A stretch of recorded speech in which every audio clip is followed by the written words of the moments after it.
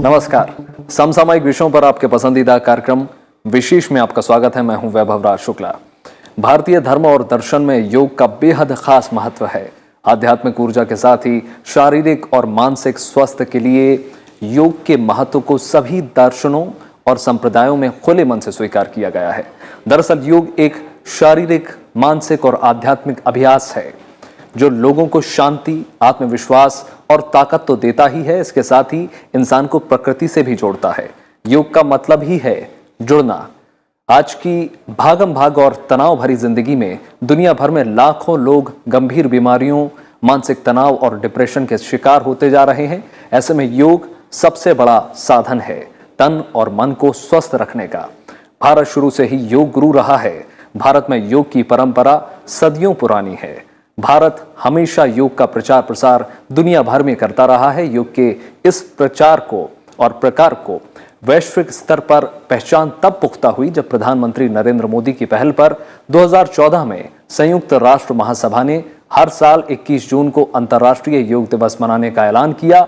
साल 2015 से हर साल 21 जून को दुनिया भर के सैकड़ों देशों में योग दिवस मनाया जाता है और इसका फायदा आज पूरा विश्व उठा रहा है।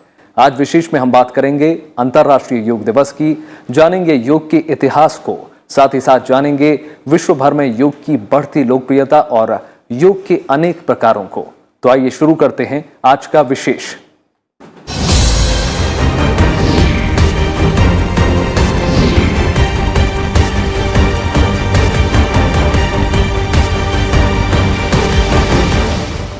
संयुक्त राष्ट्र महासभा ने दिसंबर 2014 में एक ऐतिहासिक प्रस्ताव के जरिए 21 जून को अंतर्राष्ट्रीय योग दिवस घोषित किया।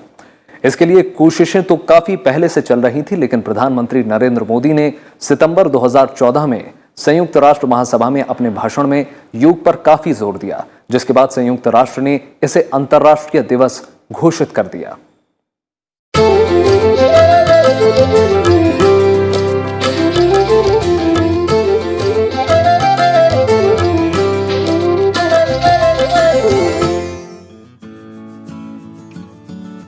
जमीन में योग, आकाश में योग, पानी में योग, पहाड़ों पर योग। अंतर्राष्ट्रीय योग दिवस के मौके पर कुछ ऐसा ही नजारा दिखा, मानो समूची दुनिया योगामय हो गई हो। योग भारतीय संस्कृति की बड़ी पहचान है। हाल ही के वर्षों में दुनिया भर में योग की लोकप्रियता बढ़ी है। योग का जन्म भारत में हुआ। यही वजह है कि भारत ने योग को अंतर्राष्ट्रीय मान्यता दिलाने और योग दिवस मनाने के लिए विशेष पहल की। दुनिया के कई देशों में योग पहुंचाने में भारत के आध्यात्मिक और योग गुरुओं की अहम भूमिका रही है। लिहाजा दुनिया भर की नजर में भारत की छवि हमेशा से योग गुरु की रही है। आजादी के आंदोलन के दौरान महर्षि अरविंद और स्वामी विवेकानंद ने पीड़ा से जूझते संसार को अध्यात्म और योग के मंत्र के साथ विश्व शांति का संदेश दिया। आजादी के बाद देश के पहले प्रधानमंत्री पंडित जवाहरलाल नेहरू से लेकर बाद के सभी प्रधानमंत्रियों ने योग को बढ़ावा देने के लिए व्यापक नीतियों और कार्यक्रमों पर जोर दिया। हालांकि अंतर्राष्ट्रीय योग दिवस की घोषणा के पीछे प्रधानमंत्री नरेंद्र मोदी की पहल का बड़ा योगदान है। अंतर्राष्ट्रीय योग दिवस मनाने के लिए 27 सितंबर 2014 को प्रधानमंत्री नरेंद्र मोदी ने संयुक्त राष्ट्र के मंच से पहल की। संयुक्त राष्ट्र महासभा में उन्होंने अंतर्राष्ट्रीय योग दिवस मनाने का प्रस्ताव रखा। संयुक्त राष्ट्र महासभा में उन्होंने योग के महत्व को बताते हुए अंतर्राष्ट्रीय योग दिवस को गोद लेने की दिशा में काम करने की बात कही थी। योग हमारी पुरातन पारंपरिक अमूल्य देन है। योग मन व शरीर, विचार व कर्म, संयम व उपलब्धि की एकात्मता का तथा मानव व प्रकृति के बीच सामंजस्य का मूर्त रूप है।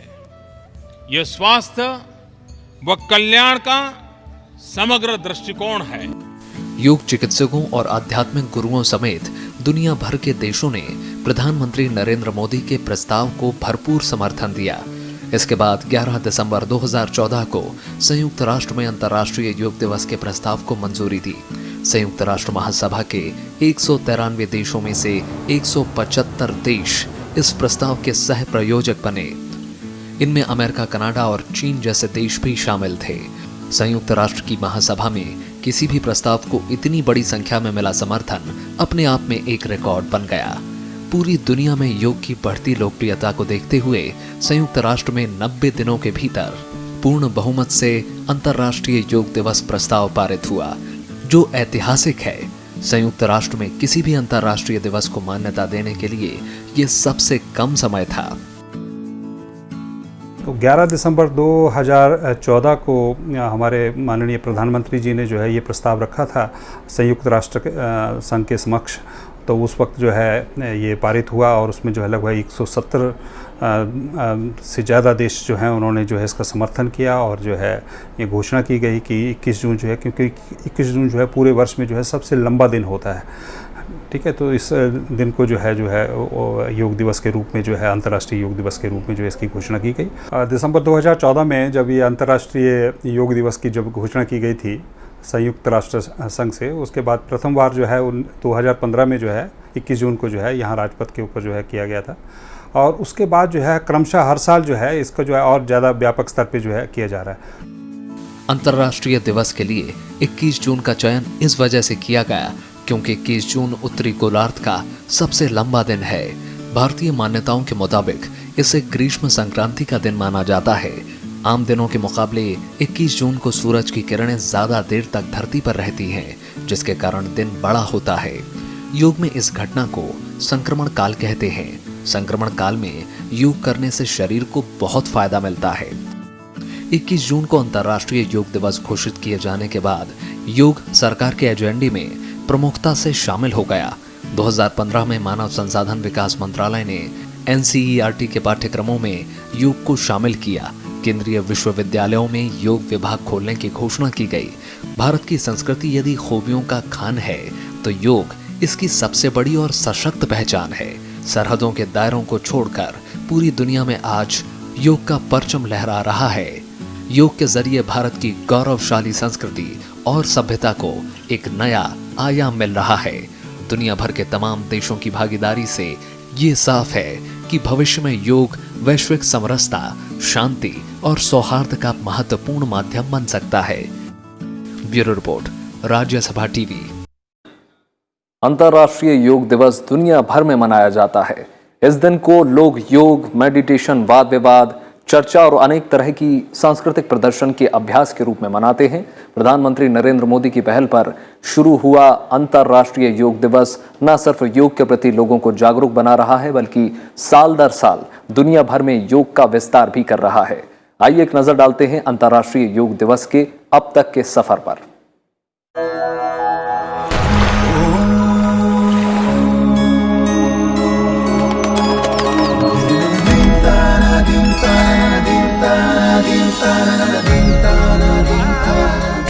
जून इंटरनेशनल डे ऑफ योगा। लोगों के स्वास्थ्य पर योग के महत्व और प्रभावों के बारे में जागरूकता फैलाने के लिए हर साल 21 जून को अंतर्राष्ट्रीय योग दिवस मनाया जाता है। दरअसल योग शब्द संस्कृत से लिया गया है, जिसका अर्थ है जुड़ना या एकजुट होना। योग एक शारीरिक, मानसिक और आध्यात्मिक अभ्यास है जो लोगों को शांति, आत्मविश्वास और साहस देता है, जिसके माध्यम से वो कई तरह की गतिविधियों को बेहतर तरीके से कर पाते हैं। आज पूरी दुनिया योग के महत्व और फायदे का लाभ उठा रही है।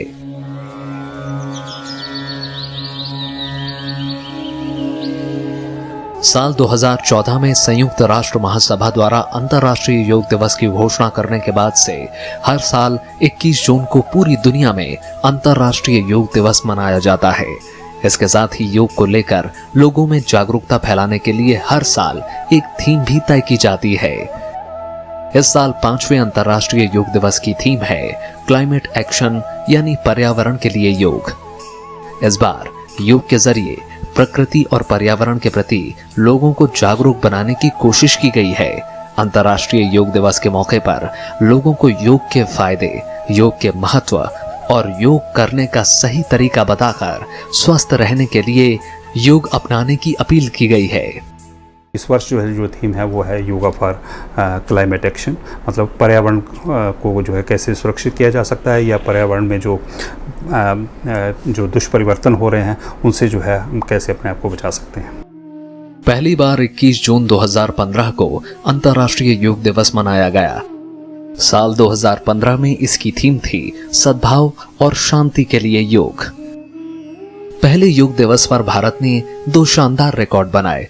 इस दिन प्रधानमंत्री नरेंद्र मोदी ने 35,000 से ज्यादा लोगों के साथ दिल्ली के राजपथ पर योग किया, जबकि रिकॉर्ड 84 देशों के नागरिकों ने योगाभ्यास में हिस्सा लिया। इसके साथ ही पूरे विश्व में अलग अलग स्थानों पर भी योग दिवस मनाया गया।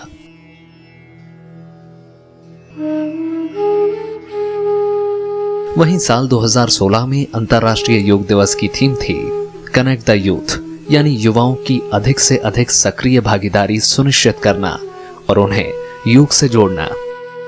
दूसरा अंतर्राष्ट्रीय योग दिवस चंडीगढ़ में मनाया गया। इस कार्यक्रम में प्रधानमंत्री नरेंद्र मोदी के नेतृत्व में हजारों लोगों ने योग के आसन किए।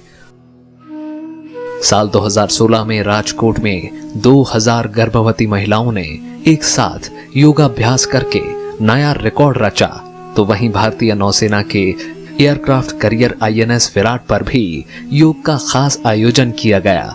दिल्ली में विशेष रूप से सक्षम लोगों ने यह साबित किया कि इच्छा शक्ति हो तो हर चीज मुमकिन है, जबकि पुरी में योग से जुड़े सैंड आर्ट का आयोजन भी किया गया। साल 2017 में तीसरे अंतर्राष्ट्रीय योग दिवस की थीम योगा फॉर हेल्थ, यानी स्वास्थ्य के लिए योग था। साल 2017 में तीसरे अंतर्राष्ट्रीय योग दिवस के मौके पर प्रधानमंत्री नरेंद्र मोदी के नेतृत्व में लखनऊ में बड़े कार्यक्रम का आयोजन किया गया था। इसमें करीब 51,000 लोगों ने हिस्सा लिया था। इसके साथ ही चीन, अमेरिका और ब्रिटेन समेत दुनिया के अनेक देशों में योग दिवस मनाया गया। हर बार जो है एक विशेष जो है उसका थीम रहता था। जैसे पहली बार जो है yoga for harmony and peace, उसके लिए था। दूसरा बार जो था वो था कनेक्ट द यूथ, जो युवा वर्ग है उसको जो है योग के साथ जोड़ें। और तीसरे वर्ष 2017 में जो था वो ये था कि जो समग्र स्वास्थ्य जो है कैसे प्राप्त किया जा सकता है योग के माध्यम से, योगा फॉर हेल्थ। और फिर उसके बाद जो है कि आप जानते ही हैं कि पूरे विश्व में जो है इस बात की एक समस्या बनी हुई, टेररिज्म की एक समस्या बनी हुई है। जो कंट्री टू कंट्री जो कॉपरेशन है या जो पीसफुल रिलेशंस हैं वो थोड़े से बिगड़े हुए हैं। तो शांति के लिए योगा फॉर पीस जो है ये एक थीम था 2018 में।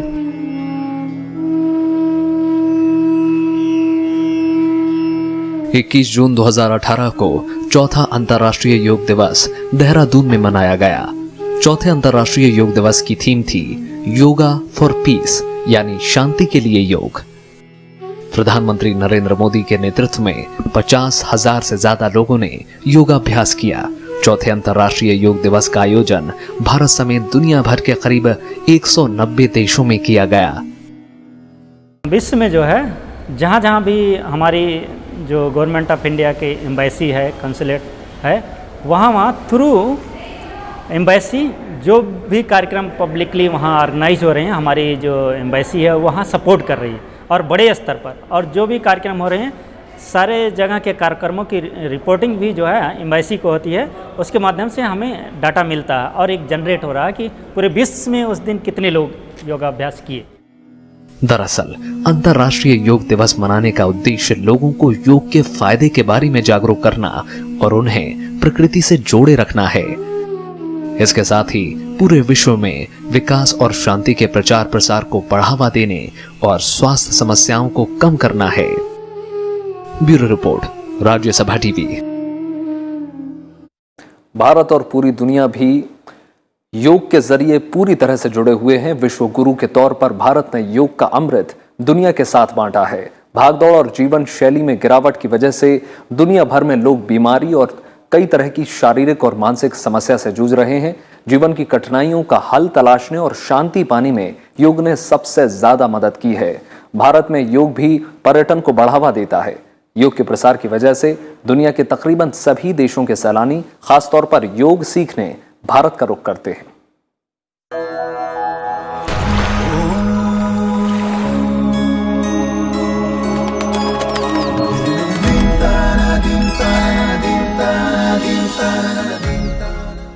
दुनिया भर में लोग एक जैसी समस्याओं से जूझ रहे हैं। मोटापा, डिप्रेशन, ब्लड प्रेशर, दर्द, डायबिटीज, माइग्रेन और दिल की बीमारियां अब उम्र की मोहताज नहीं हैं। दुनिया भर में युवा और बच्चे भी इन बीमारियों से जूझ रहे हैं। इसकी वजह है हमारी जीवन शैली और खान पान के तरीकों में बड़ा बदलाव। दरअसल संचार और सूचना तकनीक ने हमारे काम करने के तौर तरीके बदल दिए हैं। इन सब का असर लोगों की शारीरिक और मानसिक स्वास्थ्य पर पड़ रहा है। ऐसी स्थिति में संजीवनी बूटी के तौर पर एक ही दवा है जिसे भारत ने इजाद किया, योग। योग के फायदे को देखते हुए विदेशों से लोग सदियों से भारत आते रहे हैं। वैश्विक स्तर पर हम जब देखते हैं 1968 से लेकर के हमारे भारत के बहुत सारे ऋषि, जिनको बहुत सारे टेक्निक्स का रियलाइजेशन था और उन्होंने बहुत सारी सिद्धियां प्राप्त की, जब वो वेस्टर्न कंट्रीज़ में गए, बहुत सारे उस समय के साइंटिस्ट वो सब इनवाइट करते कि हमारे लैब में आइए, हमारे एक्सपेरिमेंट को सपोर्ट करिए। वो देखते थे कि योगी जो है कैसे हार्ट को कुछ देर के लिए रोक देता, फिर भी जो है डेथ डिक्लेयर्ड नहीं होता था। ये हमारी विधा का जो है इम्पैक्ट रहता था, जिन्होंने ऑनेस्टली उसका अभ्यास किया।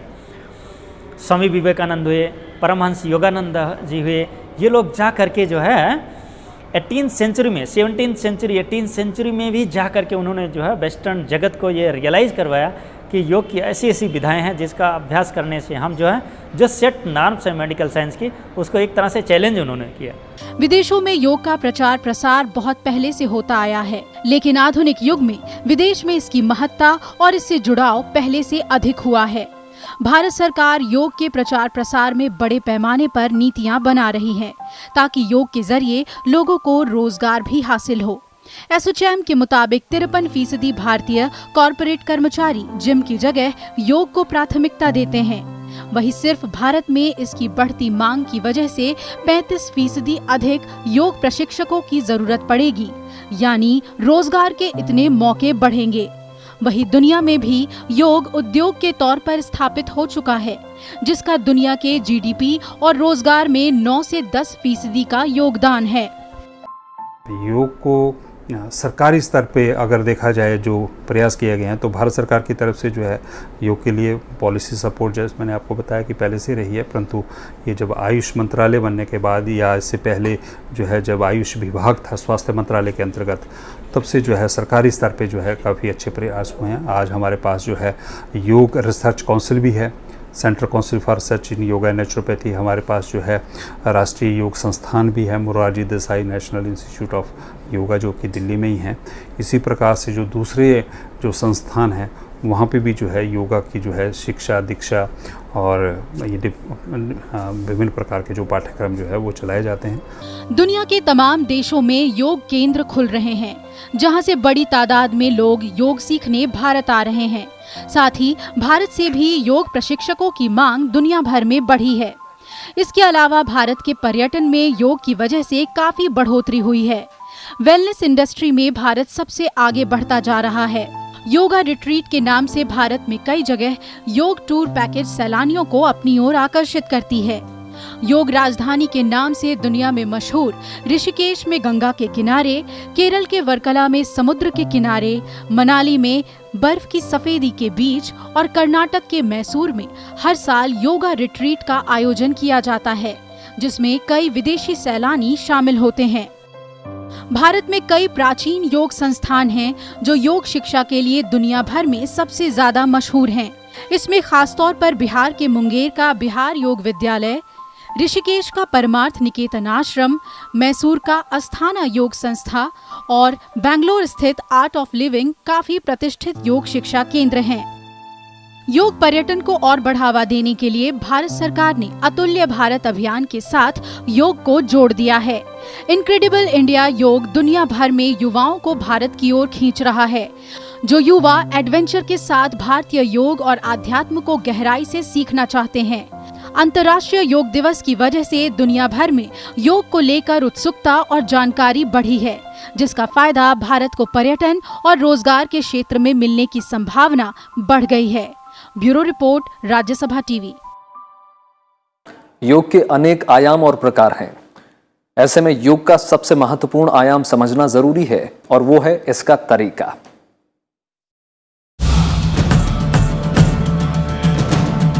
प्राचीन भारतीय दर्शन में सांख्य और योग को भी बतौर दर्शन उल्लेखित किया गया है। योग दर्शन के जरिए ही योग की अविरल धारा पूरे विश्व में प्रवाहित हुई। योग दरअसल वैदिक दर्शन शास्त्र की 6 चिकित्सा पद्धतियों में से एक है। योग के प्रवर्तक पतंजलि ने योग सूत्र में विस्तार से अष्टांग योग के बारे में जानकारी दी है। पतंजलि ने ही सबसे पहले योग की परिभाषा भी दी। उन्होंने चित्त वृत्तियों के निरोध को योग बताया और इसे हासिल करने के लिए अष्टांग योग का सिद्धांत दिया। ये दरअसल मानव जाति के सर्वांगीण विकास के लिए योग करने के 8 तरीके हैं। जब हम योगाभ्यास की किसी विधा का अभ्यास करते हैं, हमारा जो नर्वस सिस्टम होता है, पैरासिम्पथेटिक और सिम्पथेटिक, ये दोनों नर्वस सिस्टम में ये कोऑर्डिनेशन स्थापित होता है। हमारी जो 5 ज्ञानेंद्रियाँ, 5 कर्मेंद्रियाँ प्लस मन, एकादश इंद्रियाँ, इसमें एक हार्मनी क्रिएट होती है, एक सामंजस्य क्रिएट होता है, जो अच्छे स्वास्थ्य के लिए बहुत जो है जरूरी है। इसलिए हर एक के जीवन में योग का बहुत बड़ा महत्व है। किसी भी रूप में कोई अभ्यास करेगा, उसको बाई प्रोडक्ट उसको लाभ होगा ही होगा। इसमें सबसे पहले आता है यम। यम के 5 नियम सामाजिक नैतिकताओं पर आधारित हैं। इसमें अहिंसा यानी मन, कर्म, वचन से किसी को नुकसान न पहुंचाना, सत्य यानी विचारों में सत्यता, अस्तेय यानी चोरी की प्रवृत्ति ना होना, ब्रह्मचर्य जिसके 2 अर्थ हैं। पहला, चेतना को ब्रह्म ज्ञान में स्थिर करना और दूसरा, इंद्रिय जनित सुखों में संयम बरतना, और अपरिग्रह यानी अपनी जरूरत से ज्यादा संचय नहीं करना। दूसरा तरीका है नियम। इसके तहत 5 व्यक्तिगत नैतिकताएं निर्धारित की गई हैं। इसमें शौच जो शरीर, मन, बाहरी और आंतरिक प्रकार की शुद्धि है, संतोष, तप, स्वाध्याय और ईश्वर प्रणिधान यानी ईश्वर के प्रति पूर्ण श्रद्धा और समर्पण शामिल है। अष्टांग योग का तीसरा तरीका है आसन, जो योग का सबसे प्रमुख घटक बताया गया है। चौथा है प्राणायाम, जो कि नाड़ी शोधन के लिए सांसों पर नियंत्रण से जुड़ा है। पांचवा है प्रत्याहार, जिसमें इंद्रियों को सामाजिक विषयों से हटाकर खुद में लीन होना होता है। छठा है धारणा, जिसमें चित्त को एक स्थान पर केंद्रित किया जाता है। सातवां है ध्यान, जिसमें ध्येय वस्तु का ध्यान करते हुए चित्त को एकाग्र किया जाता है। और 8वां और आखिरी प्रकार है समाधि, जिसमें आत्मा से पूर्ण रूप से जुड़ जाना होता है। योग के जानकार मानते हैं कि पतंजलि के ये 8 साधन मौजूदा वक्त में बदलती जीवन शैली में इंसान को हर तरह से सुख, संतोष और शांति देने के लिए बेहद उपयोगी हैं। पतंजलि ने दरअसल योग को हमारे मन को जीवन की अवांछित दिशाओं में जाने से रोकने की क्रिया बताया है, जिसकी आज शायद सबसे ज्यादा जरूरत है। आकाश पोपली के साथ ब्यूरो रिपोर्ट, राज्यसभा टीवी। माना जाता है कि जब से मानव सभ्यता शुरू हुई, योग भी तब से ही चला आ रहा है। चलते चलते आपको छोड़ जा रहे हैं योग के इतिहास के साथ। नमस्कार। भारतीय मान्यताओं के मुताबिक भगवान शिव से ही योग का प्रारंभ माना जाता है। उन्हें आदि योगी भी कहा जाता है। एक नदी से बह रहे हैं आदि योगी। हालांकि 2500 से 1750 ईसा पूर्व के दौरान सिंधु घाटी सभ्यता में योगाभ्यास का प्रामाणिक चित्रण मिलता है। सिंधु सभ्यता की मोहरों पर योगाभ्यास का चित्र अंकित है, तो वहीं कई मूर्तियां भी मिली हैं। वैदिक काल में योग और यज्ञ का काफी महत्वपूर्ण स्थान था। वेदों के मुताबिक ब्रह्मचर्य आश्रम में वेदों के साथ ही शस्त्र और योग की शिक्षा भी दी जाती थी। माना जाता है कि सूर्य नमस्कार की शुरुआत वैदिक काल में हुई। उपनिषदों में भी योग के पर्याप्त प्रमाण मिलते हैं। जैन और बौद्ध काल में यम और नियम में अंगों पर जोर दिया जाने लगा। सत्य, अहिंसा, ब्रह्मचर्य, अस्तेय, अपरिग्रह, तप और स्वाध्याय का प्रचलन ज्यादा रहा। हालांकि इस वक्त तक योग को सुव्यवस्थित रूप नहीं दिया जा सका था। योग की एक ऐसी विरासत है भारत की जो हिरण्यगर्भ से या प्री वैदिक काल से शुरू हुई। वैदिक काल में भी जितने सारे उपनिषद हैं उसमें उनकी चर्चा है।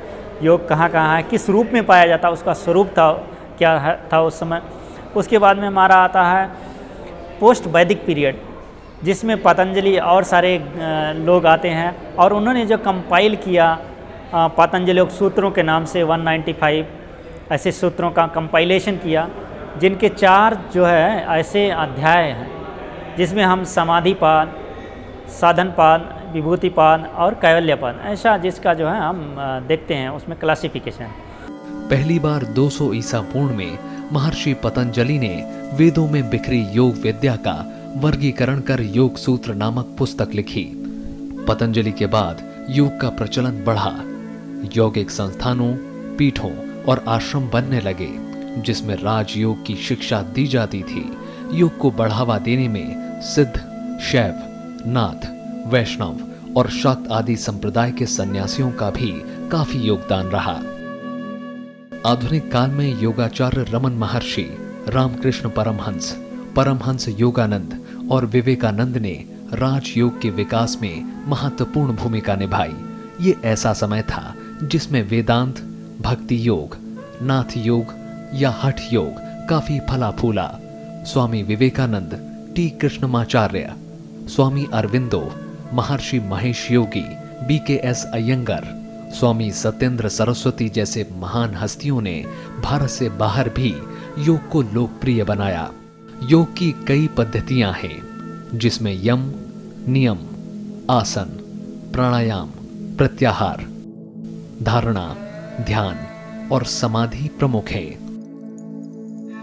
यम और नियम को योग साधना के लिए पहली सीढ़ी के तौर पर जाना जाता है। इसके बाद आसन के जरिए शरीर को अलग अलग मुद्राओं में काफी देर तक स्थिर करने का अभ्यास किया जाता है। प्राणायाम की मुद्राओं के जरिए मनुष्य अपनी सांस लेने की प्रक्रिया को सुचारू तरीके से आसान बना सकता है। प्रत्याहार पद्धति ज्ञानेंद्रियों से चेतना को अलग करने का रास्ता है। इससे बाहरी वस्तुओं से जुड़े रहने में मदद मिलती है। ध्यान की मदद से शरीर और मन को खुद से केंद्रित किया जा सकता है। आखिर में समाधि के जरिए खुद को समाज से मुक्त करने की राह अपनाई जाती है। Bureau report, Rajya Sabha TV.